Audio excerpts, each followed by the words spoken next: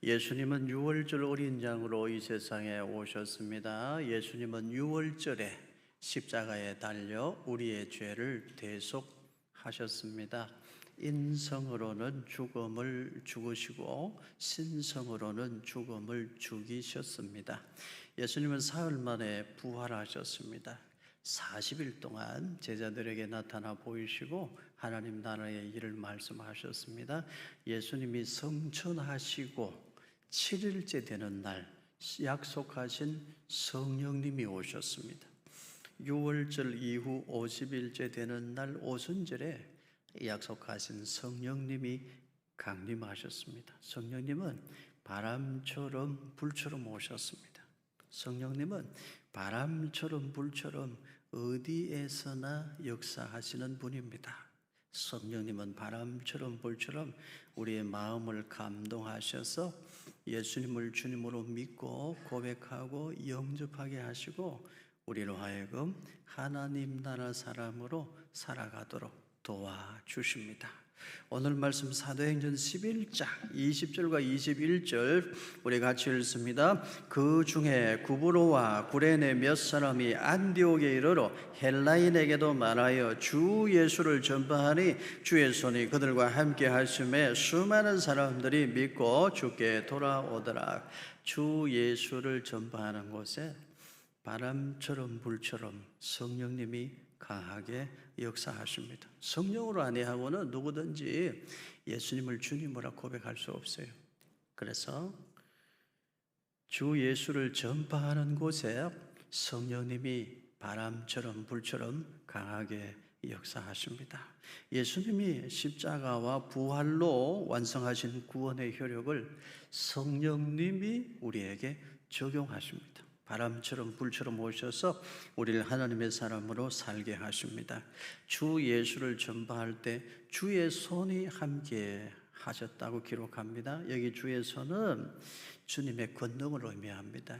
하나님의 권능, 임마누엘 은혜, 성령님의 감동 감화 역사하심을 의미합니다. 이 성령님의 역사하심이 언제 어디에 강하게 역사하신다고요?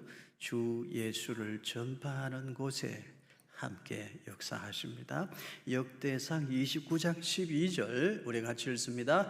부와 귀가 주께로 말미암고 또 주는 만물의 주제가 되사 손에 권세와 능력이 있사오니 모든 사람을 크게 하심과 강하게 하심이 주의 손에 있나이다. 주의 손은 창조의 손입니다. 오전 만물을 다스리는 손입니다. 주의 손에 권세가 있습니다. 주의 손에 능력이 있습니다. 주의 손이 우리와 함께 하시면 문제가 얼마든지 해결될 수 있습니다. 주의 손이 우리와 함께 하시면 약한 것이 강해질 수 있습니다. 주의 손이 우리와 함께 하시면 불행이 변하여 얼마든지 행복이 됩니다. 주의 손에 함께 하시면 어떤 병에 걸렸든지 고침받는 역사도 일어납니다. 오늘 예배드리는 여러분에게 주의 손이 함께 하시기를 축원합니다. 주의 권능의 손길이 여러분과 함께 하시기를 바라고 오늘도 내가 바람처럼 불처럼 역사하시는 주님의 은혜를 경험했습니다 라고 날마다 고백하면서 여러분의 믿음이 뜨겁게 살아있는 믿음이 되기를 축복합니다. 지도를 보시기를 바랍니다. 지도 아래쪽에 예루살렘이 있습니다. 예루살렘에 성령이 임하시고 놀라운 부흥의 역사가 일어났습니다. 사도들이 목숨 걸고 복음을 전했습니다. 스데반 집사님이 열심히 복음 전하다가 사내들인 공회로 끌려갔습니다. 거기서도 목숨 걸고 예수님이 메시아이심에 틀림이 없다고 힘써 복음을 전합니다. 유대인들이 달려들어서 스데반 집사님을 예루살렘 성 밖으로 끌고 나가 거기서 돌로 쳐서 죽입니다. 스데반 집사님이 순교한 이후에 예루살렘 교회 성도들이 흩어집니다. 거기에는 하나님의 뜻이 있었습니다. 예루살렘 성도들이 흩어져서 가는 곳곳마다 복음을 전합니다. 예수님의 진실로 그리스도이심에 틀림이 없다고 복음을 전합니다. 그때 특별히 저기 예루살렘 위쪽 사마리아에 가서 열심히 복음을 전한 분이 있습니다. 빌립입니다. 빌립이 가서 저기서 열심히 사마리아에서 복음을 전했어요. 그 복음은 유대인과 사마리아인의 장벽을 허물어 버리는 능력이 있어요. 그리고 예루살렘에서 핍박을 피해서 많은 성도들이 흩어지는 중에 오른쪽 다메섹 저 멀리까지도 갑니다. 다메섹으로 간 성도들이 또 거기서도 복음을 전할 때에 저 다메섹에서도 예수님 믿는 사람들이 많아집니다. 그 소식을 사울이 듣습니다. 사울이 공문을 받아가지고 다메섹에도 예수님을 메시아로 믿는 사람들이 있다고 하니 그 사람들 내가 다 잡아드리겠습니다. 그렇게 예수님 믿는 사람들 잡아오려고 사울이 저 다메섹으로 가다가 변화됩니다. 사울아, 사울아, 어찌하여 네가 나를 박해하느냐? 주님이 그 사울을 만나주셔요. 사울의 눈을 감겨버립니다. 아나니아를 보내서 사울의 눈에서 비늘 같은 것을 벗겨내십니다. 그래서 저 다메섹에서 사울이 적시로 예수님이 진짜 메시아이심에 틀림이 없다고 복음 전하는 사람이 됩니다. 그 점에 하나님께서 베드로를 저기 예루살렘 사마리아 위에 가이사랴로 보내십니다. 환상을 보여주시고 저 가이사랴에도 복음이 전파되게 하시고 저곳에 가서 이방인 고넬료에게 세례를 베풀게 합니다. 그의 가족이 세례를 받을 때에 이방인들도 세례를 받는 것을 보고 함께 기뻐하고 즐거워하죠. 복음은 이렇게 유대인과 이방인의 장벽도 허물어 버려요. 복음은 박해자와 박해받는 자를 형제로 만들어주는 능력도 있습니다. 그 복음이 바람처럼 불처럼 역사하시는 성령의 권능을 힘입어 위쪽으로 어디까지 올라갑니까? 안디옥에까지 올라가요. 저기 안디옥에 놀라운 부흥의 역사가 일어나고 저기 안디옥에서 유대교와 다른 믿음이 생겨났다. 그래서 그리스도인이라는 영광스러운 호칭을 저기서 얻게 되는 거예요. 그런데 여러분, 저 안디옥에서 특별히 바람처럼 불처럼 역사하시는 성령의 능력이 강하게 나타났다고 기록합니다. 저 안디옥에서 특별히 주의 손이 함께 하셨다고 기록을 합니다. 저 안디옥은 예루살렘에서 북쪽으로 480km나 떨어져 있는 멀리 떨어진 곳인데 저기에 특별히 주의 손이 함께 하시고 성령님이 바람처럼 불처럼 뜨겁게 역사하셨던 특별한 이유가 있습니다. 그것이 뭘까요? 저 안디옥은 그리스 사람들, 헬라 사람들이 많이 살고 있었습니다. 저 안디옥에서 헬라인들에게도 주 예수를 전파할 때에 성령님이 특별히 바람처럼 불처럼 강하게 역사하셨다는 말씀입니다. 당시는 로마 제국 시대입니다. 로마 제국이 통치하던 시대였지만 문화는 헬레니즘 문화였습니다. 알렉산더 대왕이 만들어 놓은 헬레니즘 문화가 당시에도 꽃을 피우고 있었어요. 그래서 당시만 해도 지중해 지역의 국제 공용어는 로마 제국의 언어 라틴어가 아니고 헬라어였어요. 알렉산더 대왕이 만들어 놓은 헬레니즘 문명은 그렇게 강했어요. 라틴어보다 헬라어를 더 많이 사용했어요. 그래서 여러분, 우리 신약 성경도 헬라어로 기록이 되어져 있는 거예요. 당시는 헬라인들이 훨씬 더 세련된 사람들입니다. 정통 헬라어를 구사한다는 것만으로도 매우 매력 있는 일입니다. 훨씬 더 많이 배우고 훨씬 더 많이 가진 사람들입니다. 세련된 사람들이에요. 저 안디옥으로 흩어진 유대인들은 흩어진 사람들이잖아요. 초라하죠. 흩어진 유대인들이 안디옥에 이르러 자기보다 훨씬 세련되고 자기보다 훨씬 많이 가졌고 자기보다 훨씬 많이 배운 헬라 사람들에게 예수 그리스도를 전하려면 뭐가 필요했을까요? 용기가 필요하죠. 용기를 냈단 말이에요. 성령이 강권하시니까 용기를 내어 갈릴리 나사렛 사람으로 오신 예수님, 그분이 진실로 우리의 구주이십니다, 메시아이십니다 라고 전할 때 하나님도 도와주셨다는 말씀이에요. 성령님이 그냥 계시지 않고 바람처럼 불처럼 뜨겁게 역사하셨다는 말씀입니다.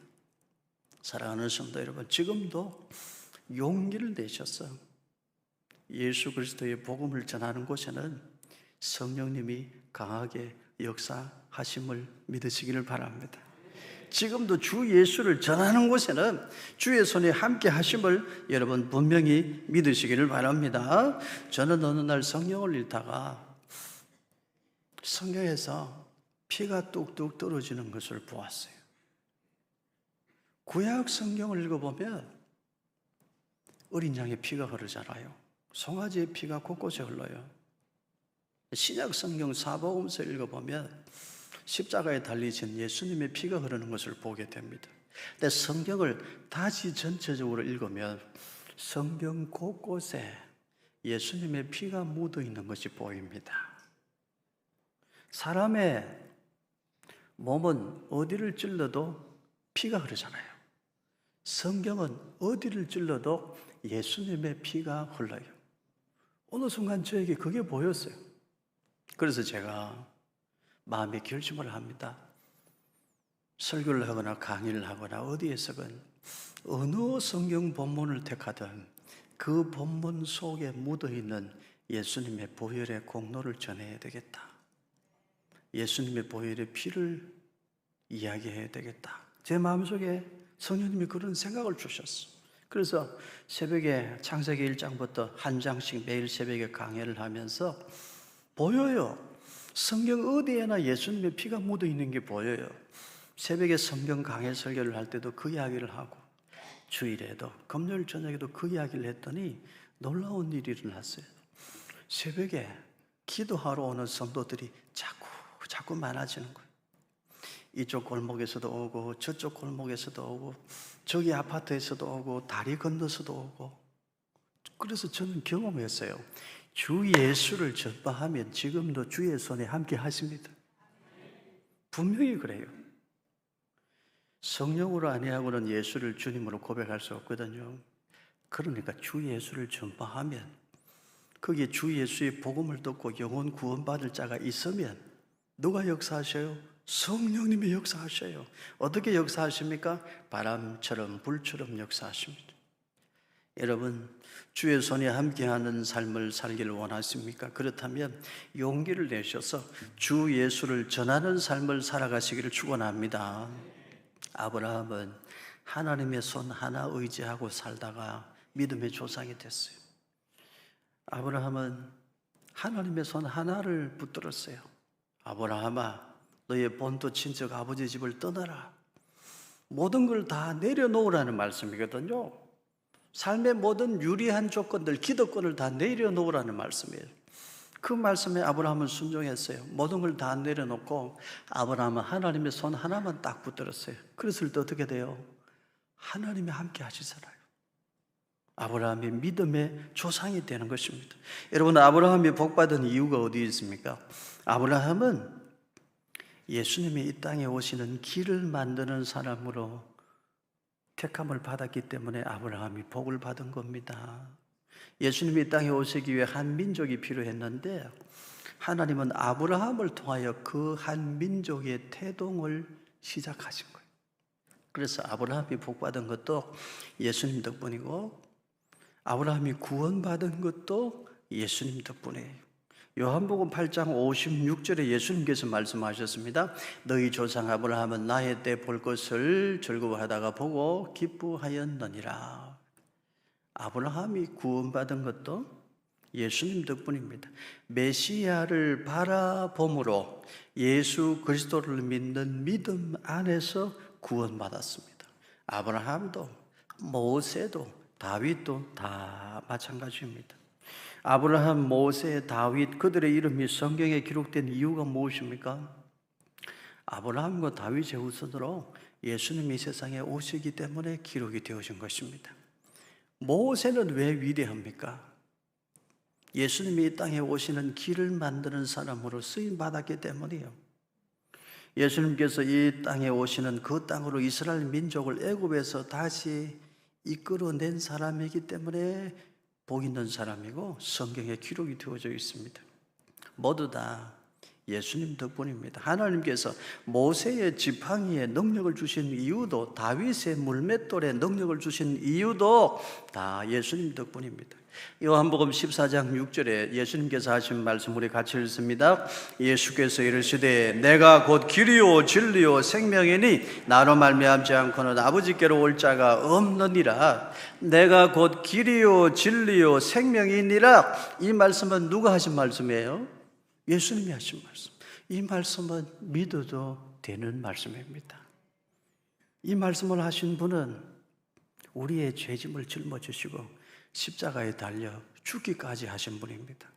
그러니 그분의 말씀은 믿어도 되고 믿어야 할 줄로 믿습니다. 예수님만이 길이요 진리요 생명이라는 사실 여러분 분명히 믿으시기를 축복합니다. 그리고 믿는다면 전하시기를 바랍니다.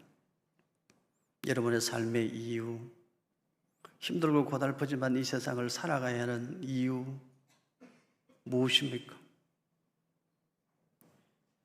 예수 그리스도의 복음의 길을 만들고 전도의 문을 열어놓기 위하여 여러분 그것이 이 세상을 살아가는 이유가 되고 목적이 될 수 있기를 축복합니다. 그리하면 주의 손이 반드시 여러분과 함께 하십니다. 예수님을 믿으면 새 사람이 됩니다. 사도행전 2장 38절 같이 읽습니다. 베드로가 이르되 너희가 회개하여 각각 예수 그리스도의 이름으로 세례를 받고 죄사함을 받으라. 그리하면 성령의 선물을 받으리니. 요한복음 1장 12절도 같이 읽습니다. 영접하는 자 곧 그 이름을 믿는 자들에게는 하나님의 자녀가 되는 권세를 주셨으니. 고린도후서 5장 17절도 같이 읽습니다. 그런즉 누구든지 그리스도 안에 있으면 새로운 피조물이라. 이전 것은 지나갔으니 보라 새 것이 되었도다. 예수님을 나의 주님으로 영접하고 믿고 고백하면 새 사람이 되는데 죄사함을 받습니다. 성령의 인도하심을 받습니다. 하나님 자녀의 권세를 얻습니다. 신분이 바뀌어요. 하나님 나라 백성으로 신분이 바뀝니다. 그러면 어떻게 해요? 말하는 것이 달라져요. 생각이 달라지니까요. 속사람이 달라지니까요. 그래서 냄새 나던 사람이 향기 나는 사람으로 변화되는 거예요. 그래서 예수 그리스도의 복음이 우리를 살리고 우리를 구원합니다. 그런데 여러분, 때로 우리 자신을 보면 실망스러울 때가 많잖아요. 성경에 분명히 그리스도 예수 안에 있으면 새로운 피조물이라 했는데 때로 우리는 나 자신을 보면 실망스러워. 그 이유는 뭘까요? 우리는 아직은 옛사람의 육신을 가지고 있고 옛사람의 육신과 함께 살고 있기 때문에 그래요. 그리고 아직 우리는 공사 중에 있기 때문에 그래요. 우리가 부족하지만 하나님이 인내하시는 사랑으로 우리를 끝까지 손잡아 하나님 나라 백성으로 살아가게 하십니다. 그걸 성도의 견인이라고 그래요. 우리가 부족하지만 하나님의 인내하시고 인내하시는 사랑의 손길이 우리를 붙들어 주시는 거예요. 그게 성도의 견인인데 그 은혜로 하나님 우리를 구원하셔요. 오직 하나님의 은혜로 우리가 구원받는 줄로 여러분 믿으시기를 바랍니다. 그 하나님의 사랑 이야기를 옆에 있는 사람들, 곁에 있는 사람들에게 전할 수 있기를 축복합니다.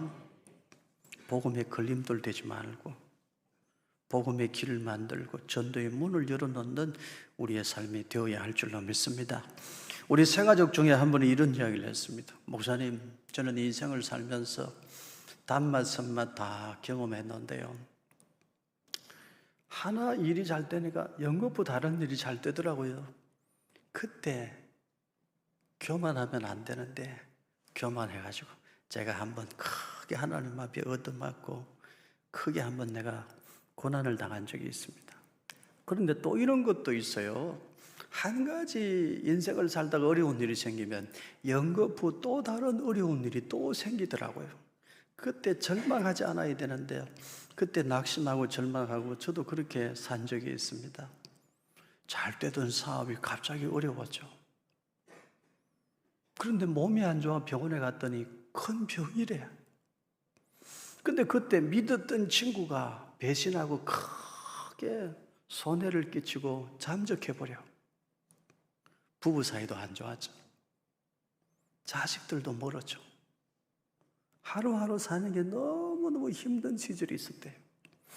그때는 뭐라도 붙잡고 싶은 마음에 나도 저렇게 십자가 종탑이 곳곳에 많은데 저렇게 이 땅에 교회가 많은 데는 이유가 있겠지. 나도 교회 가서 하나님을 한번 의지해 볼까. 그런 생각이 들더래요. 근데 그분의 이야기는 계속됩니다. 그런데 목사님, 그때 말이죠. 한 사람도 나에게 교회에 가자고 말해주는 사람이 없었습니다. 저 사람은 사업도 크게 하고 인물도 번지르르 하고 그래서 절대로 교회 안 다닐 걸로 생각했는지 아무도 나에게 교회 가자고 말해주는 사람이 없었습니다. 왜 그랬는지 모르겠습니다.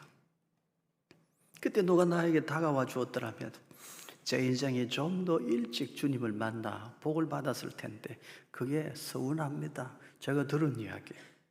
성도 여러분, 여러분도 여러분 주위를 둘러보시기를 바라요.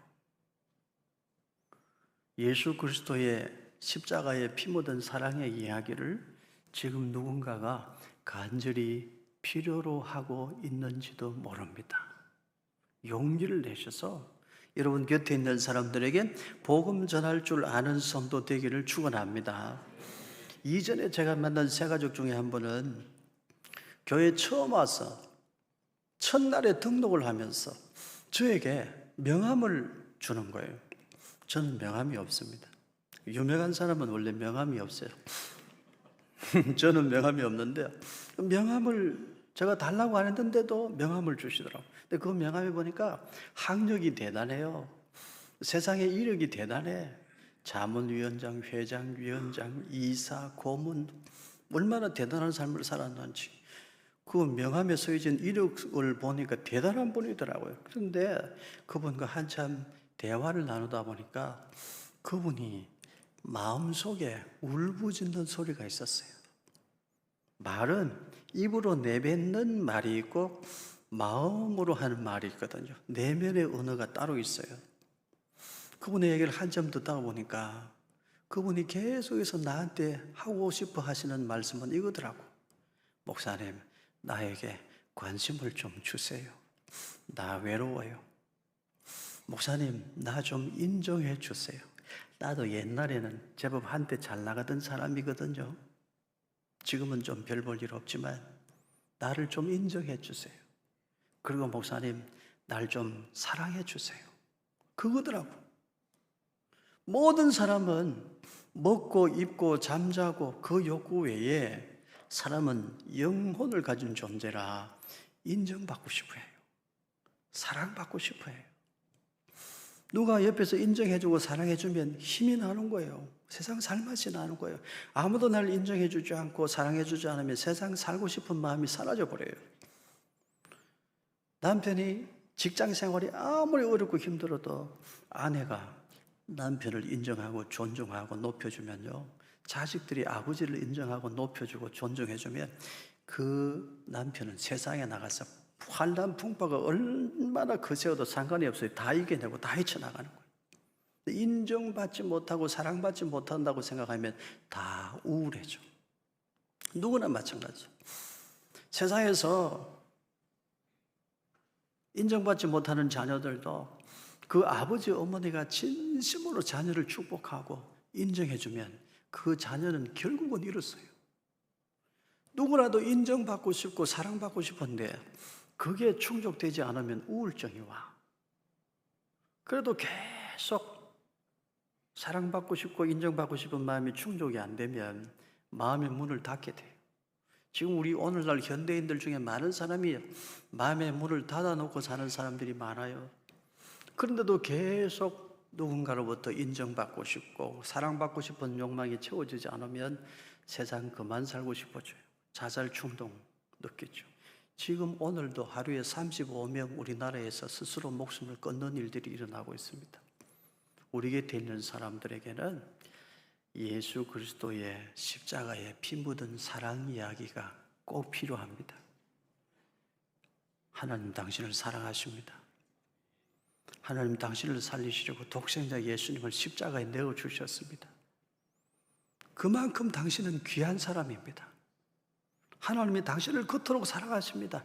이 하나님의 사랑 이야기만이 우리 인간이 갈급해하는 인정받고 싶어하고 사랑받고 싶어하는 욕망을 능히 채워줄 수 있습니다. 이건 말고는 없어요. 사람은 다 자기가 갈급하고 자기가 연약하고 자기가 부족해요. 나도 아픈데 내 옆에 있는 사람 돌아보는 건 한계가 있어요. 인류를 고치고 치유할 수 있는 위대한 힘은 어디에 있습니까? 예수 그리스도의 복음밖에 없습니다. 그래서 주 예수를 전해야 돼요.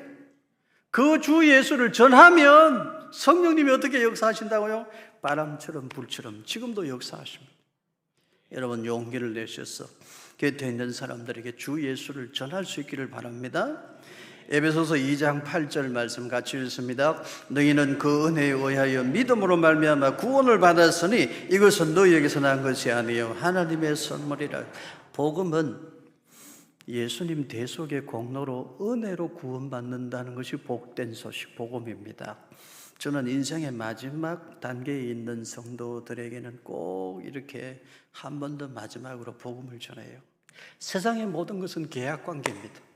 서로 조건이 맞으면 좋아요 약속하고 계약서를 씁니다. 그러나 이 조건이 충족되지 않으면 이 계약으로 맺어진 만남은 언젠가는 깨어집니다. 하나님이 우리를 구원하시는 것은 계약으로 내가 조건을 충족시키면 구원해 주시는 그런 구원이 아닙니다. 하나님이 우리를 구원하시는 것은 은혜로 구원입니다. 내가 주님 손 잡을 만한 힘도 없고 능력도 없고 염치도 없어도 주님이 내 손을 잡아주세요. 인생의 마지막에는 기력도 없고 정신력도 흐릿해집니다. 주님 이름 부를 힘마저 없고 정신력마저 흐려졌을 때 그때에도 주님의 손은 우리를 이렇게 잡으시오. 너는 내 아들이다. 너는 내 딸이다. 나는 너를 버리지 않는다. 두려워 말라 놀라지 말라. 나의 의로운 오른손으로 정녕 너를 붙들리라. 주님 그렇게 말씀하십니다. 인생의 마지막에 주님 손잡을 기력도 없고 인생의 마지막에 주님 이름 부를 기억력마저 없어져도 걱정하지 마세요. 주님의 손은 권사님을 집사님을 이렇게 잡아 끝까지 하나님 나라 백성으로 이끌어 주십니다. 저는 인생의 마지막 단계에 있는 분들이 그렇게 복음을 꼭 전해요. 그러면 놀라워요. 아멘 합니다. 이 복음만이 결국은 우리 인류에게 희망인 거예요. 말로 아멘을 못할 만큼 기력이 약해진 분들이 있거든요. 몸을 움직인다거나 몸을 떤다거나 고개를 움직인다거나 어떤 방식으로든 아멘이라고 표현을 합니다. 여러분 우리 인생의 마지막에 우리 손을 끝까지 잡아주실 손은 주의 손밖에 없는 줄로 믿습니다. 그 주의 손이 함께 하시는 사람이 되어야 돼요. 주 예수를 전파하는 곳에 주의 손에 함께 하십니다. 우리는 지금 사도행전을 묵상하고 있습니다. 사도행전 말씀을 듣고 배우면서 중요한 것은 나의 선교 비전을 품는 것입니다. 사도행전을 배우고 말씀을 들으면서 우리의 선교 비전을 뜨겁게 세우는 것, 이것이 가장 중요해요. 사도행전 29장을 우리가 어떻게 써내려갈 것인가, 하나님 앞에 기도하고 비전을 품고 응답받는 것이 가장 중요해요. 그래서 오늘은 전도와 선교의 개념에 대해서 몇 가지 정리를 하겠습니다. 마가복음 1장 38절 같이 읽습니다. 이르시되 우리가 다른 가까운 마을들로 가자. 거기서도 전도하리니 내가 이를 위하여 왔노라 하시고, 여기서 전도라는 말, 헬라어로 케리소라는 말인데요, 말하다, 선포하다, 전달하다는 뜻이요. 이 전도는 뭐냐? 예수님이 우리의 그리스도 구주이십니다, 이 복음을 전하는 것이 전도예요. 전도는 주로 동일한 언어를 사용하는 사람에게, 가까이 있는 사람에게 복음을 전하는 것입니다. 마태복음 28장 19절과 20절 같이 읽습니다. 그러므로 너희는 가서 모든 민족을 제자로 삼아 아버지와 아들과 성령의 이름으로 세례를 베풀고 내가 너희에게 분부한 모든 것을 가르쳐 지키게 하라. 볼지어다 내가 세상 끝날까지 너희와 항상 함께 있으리라 하시니라. 그러면 선교는 뭘까요? 선교는 모든 민족을 제자로 삼기 위하여 보내고 보냄을 받는 모든 사역을 의미합니다. 모든 민족 가운데 예수님의 3대 사역, 가르치고 전하고 치유하는 사역을 이어가는 것이 선교입니다. 선교는 주로 문화를 넘어가요.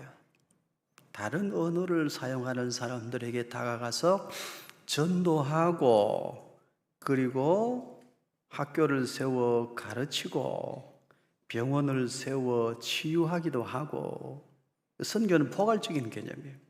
전도하고 그리고 하나님 나라 백성으로 살아갈 수 있도록 삶의 모든 영역을 도와주는 것을 가리켜 선교라고 합니다.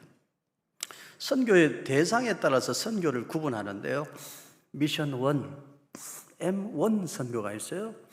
동일 문화권 선교입니다. 해외에 나가 있는 우리 교포들에게 해외 한인교회를 세워가지고 그분들의 영혼을 보살피고 해외 유학생들에게 복음을 전하고, M1 선교라고 할 수 있겠죠. M2 선교사는 뭐냐? 유사 문화권 선교입니다. 사용하는 언어는 다를 수 있지만 문화는 거의 비슷해요. 우리로 치면 중국, 일본, 이 아시아권에 있는 나라들에게 선교하는 것 M2 선교에 해당된다고 말할 수 있습니다. M3 선교는 뭐냐? 이질적인 문화권 선교를 의미합니다. 언어가 달라요. 문화도 달라요. 완전히 다른 지역에 가서 선교하는 것입니다. 예를 들면 우리에게는 아프리카, 남미, 남아메리카가 해당이 됩니다. 그동안 우리 교회는 M2 선교를 주로 했습니다. 우리 원로 목사님이 네팔에 오랫동안 수고하시면서 많은 교회를 세우고 신학교도 세웠어요.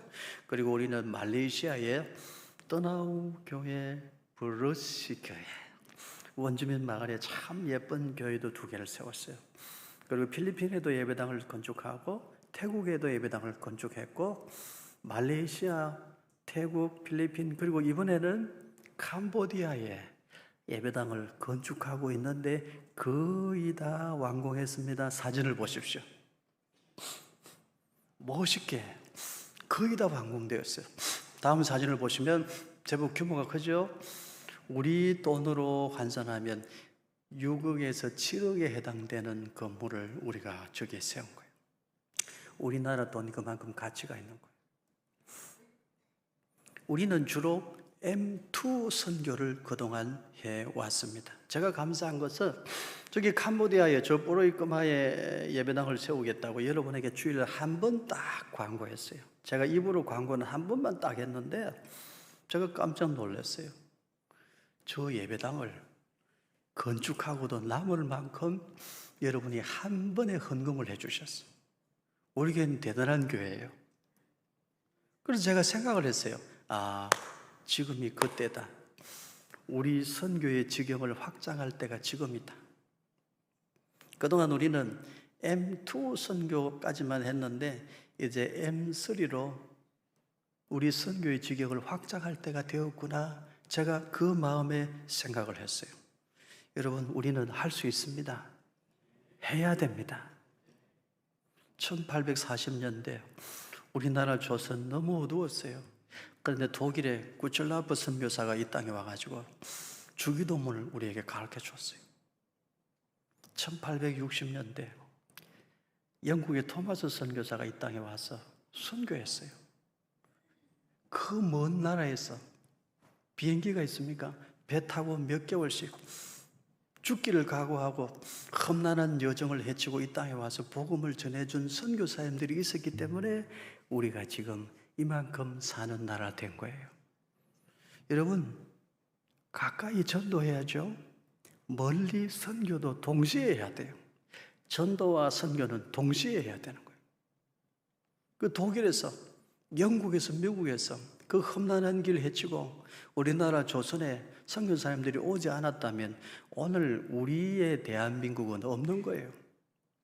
1838년에 독일 선교사 귀칠라프 선교사가 우리나라에 왔고 1866년에 영국 선교사 토마스 선교사가 그 먼 길 배로 이 땅에 와서 순교했고 1884년 미국 선교사 알렌 선교사가 와서 우리나라 최초의 서양식 병원 광해원을 세웠고 1885년에 미국 선교사 언더우드와 아펜젤러 선교사가 와서 이 땅에 교회와 학교와 병원들을 세워주어서 우리나라의 근대화가 비로소 시작됐어요. 우리는 복음에 빚진 민족이에요. 이제는 우리가 갚아야 될 줄로 믿습니다. 이제는 우리 민족을 하나님이 쓰시기를 원하시는 줄로 믿습니다. 저 양화진에 가보세요. 세계에서 가장 가난한 나라였던 우리나라에 선교사님들이 들어와서 예배당 건축하고 학교 세우고 병원 세우고 그리고 이 땅에서 죽어 이 땅에 묻힌 선교사님들의 묘비가 거기에 얼마나 많이 있는지 몰라요. 이제는 우리가 선교의 비전을 세우고 이제 우리가 선교의 빚진 민족으로 가슴 뜨거운 선교의 비전을 세워 실행해야 됩니다. 여러분 세계 지도를 보십시오. 파란색은 선진국, 주황색은 개발도상국, 붉은색은 후진국, 가난한 나라예요. 우리나라 어디 있습니까? 우리나라 무슨 색으로 칠해져 있습니까? 선진국이야. 우리가 어떻게 선진국이 돼요? 여러분, 여러 가지 이유를 말해볼 수 있지만 하나님 은혜요. 하나님 은혜 아니고서는 설명이 안 돼요. 전쟁 이후에 1950년대 우리나라는 세계에서 가장 가난한 나라였어요. 가장 빈곤한 나라였어요. 근데 어떻게 짧은 역사 동안에 저렇게 돼요? 하나님 은혜인 줄로 믿습니다. 이제는 그 하나님의 사랑을 저 가난한 나라, 가난한 사람들에게 우리가 전해야 될 의무가 있는 거예요. 이제는 우리가 감당해야 돼요. 다음 지도를 보시면 그동안 우리가 선교했던 지역을 화살표로 표시했는데 주로 어디입니까? 아시아 지역, M2 선교 지역이었어요. 성도 여러분, 이제 우리의 선교의 지경을 넓힙시다. 어디로 넓힐까요? M3 지역으로 넓힙시다. 주의 손에 함께 하실 줄로 믿습니다. 다음 지도를 보여주세요. 저렇게 갑시다. 할렐루야. 할 수 있는 줄로 믿습니다. 주의 손에 함께 하심을 믿습니다. 여러분 하루하루 사는 게 힘들잖아요. 사업도 어렵고 하루하루 살아가는 게 힘들죠. 우리 인생을 무엇으로 이렇게 세울 수 있을까요? 저는 믿습니다. 내가 하나님을 위해 할 일이 있는 사람이 되면 하나님의 은혜로 우리의 인생은 넉넉히 일어설 수 있습니다. 주 예수를 전하여 주의 손에 함께 하시는 삶 우리 모두 살아갈 수 있기를 축원합니다. 한 번 사는 인생이요. 의미 있게 살아야 돼요. 가장 가치 있는 일은 뭡니까? 복음 전하여 영혼 구원하고 살리는 일입니다. 주 예수를 전하여 주의 손에 함께 하시는 그 은혜 우리 모두가 누리고 경험해야 할 줄로 믿습니다. 사명이 있는 사람은 죽지 않아요. 내가 하나님을 위해 할 일이 있으면 하나님은 나를 주목하십니다. 나를 도와주십니다. 나를 쓰십니다. 그렇게 사는 인생이 가장 귀하고 가장 복된 인생인 줄로 믿습니다.